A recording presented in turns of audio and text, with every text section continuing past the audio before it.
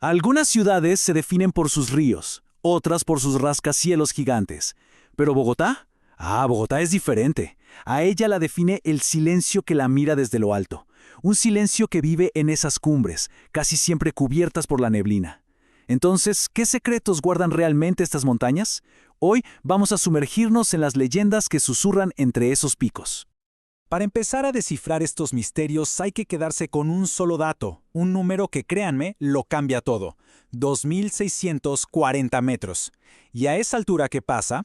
Pues que el aire es distinto, más delgado, hay menos oxígeno y la mente, digamos que la mente empieza a hacer de las suyas. Es justo ahí, en esa frontera casi invisible entre el cielo y la tierra, donde nacen las historias más extrañas. Y eso, claro, nos lleva a esta pregunta. ¿Por qué las montañas observan una ciudad? Y ojo, no es solo una metáfora bonita. Para la gente que ha vivido aquí por generaciones, las montañas no son un fondo de postal. Para nada. Son entidades vivas, guardianes, testigos y a veces los protagonistas silenciosos de los sucesos más inexplicables. Bien, para encontrar el origen de esta conexión tenemos que hacer un viaje en el tiempo, uno bien largo. Vámonos a una época antes de que existiera Bogotá, cuando este territorio tenía otro nombre, Bacatá. Y sus primeros habitantes veían el mundo de una forma que, hoy nos costaría hasta imaginar. Bacatá. Para los muiscas, imagínense, esto no era solo un pedazo de tierra, era un lienzo sagrado. Las montañas no eran simples rocas gigantes, eran templos vivos. Eran como portales, ¿saben? Puertas que conectaban nuestro mundo, el de los humanos, con el de los dioses. Picos como Monserrate o Guadalupe eran para ellos puntos de conexión cósmica. De ahí se mantenía el equilibrio de todo. Pero claro, llegó el choque de dos mundos, y fue violento. Pensemos en la diosa Huitaca. Para los muiscas, ella era pura libertad, fiesta, incluso un poquito de caos del bueno. Pero para los conquistadores, esa idea de libertad era peligrosa, una amenaza. Así que, ¿qué hicieron? La convirtieron en un demonio. De un día para otro, una diosa pasó a ser un espectro maligno, y con eso, una nueva capa de miedo se fue depositando sobre esas mismas montañas sagradas. Pero ya saben cómo es la historia. Nunca se borra por completo, solo se reescribe encima. Las leyendas antiguas no es que desaparecieran. Más bien, se mezclaron con las nuevas tragedias, con los nuevos miedos. Y con la nueva ciudad, pues, llegaron nuevos fantasmas. Espectros que se instalaron en esas mismas cumbres sagradas. Y aquí pasa algo increíble, que es como el folclore se adapta. Casi todo el mundo ha oído hablar de La Llorona, ¿verdad? La mujer que llora buscando a sus hijos cerca de un río. Bueno, pues la Llorona de Bogotá es otra cosa. Ella no está en los ríos, ella se escucha en los senderos de la montaña. Y la razón es simple y aterradora. Aquí el verdadero peligro no es ahogarse en el agua, es caer al abismo. Ojo con esto, que es un dicho de la gente que vive en los cerros. Cuando escuches su lamento entre las rocas, no sigas el sonido. Es el vaho de la montaña que te llama al abismo. Se le pone a uno la piel de gallina, ¿o no? Pero piénsenlo, no es solo un cuento para meter miedo. Es una advertencia súper práctica, forjada por la pura experiencia. Es la sabiduría de quienes saben que la niebla te engaña, te confunde los sonidos y te puede llevar derechito al precipicio. Y La Llorona no está sola, para nada. El elenco de apariciones de estas montañas es bastante amplio.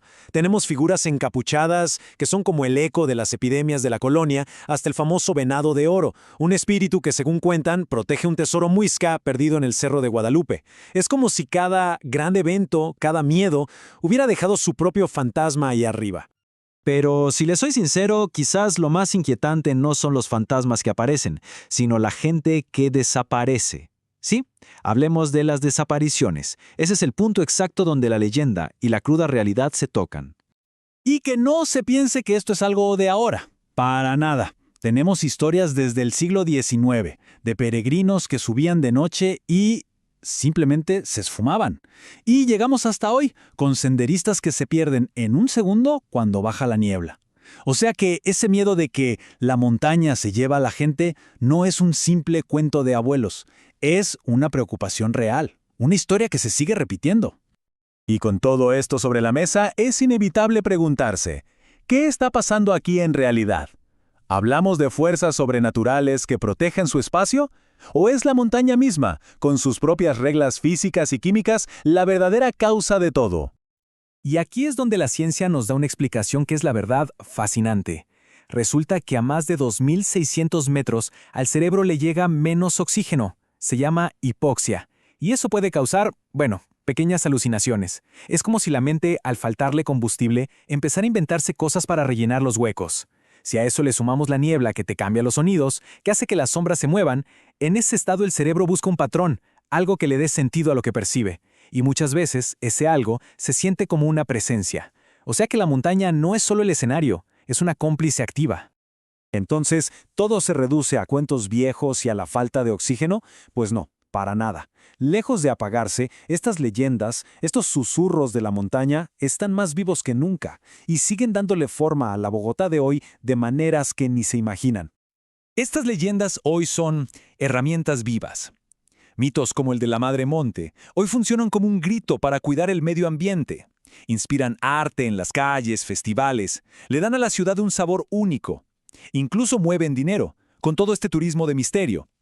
Pero quizás lo más importante es que son una forma para que las comunidades indígenas puedan decir, oigan, esta es nuestra historia, estas montañas son sagradas, en medio de todo este caos de cemento. Al final, creo que todo se puede resumir en una idea tan simple como potente. Las montañas observan y recuerdan. Para esta ciudad no son solo geografía, son un archivo vivo, los únicos testigos que han visto absolutamente todo, desde un ritual muisca hasta el tráfico de las 6 de la tarde. La ciudad allá abajo no para de crecer, de cambiar y muchas veces de olvidar. Pero las montañas, ellas no olvidan, ellas recuerdan. Y eso nos deja con una última pregunta para cerrar. En una noche como esta, justo ahora que la niebla empieza a bajar, ¿qué historia estarán contando?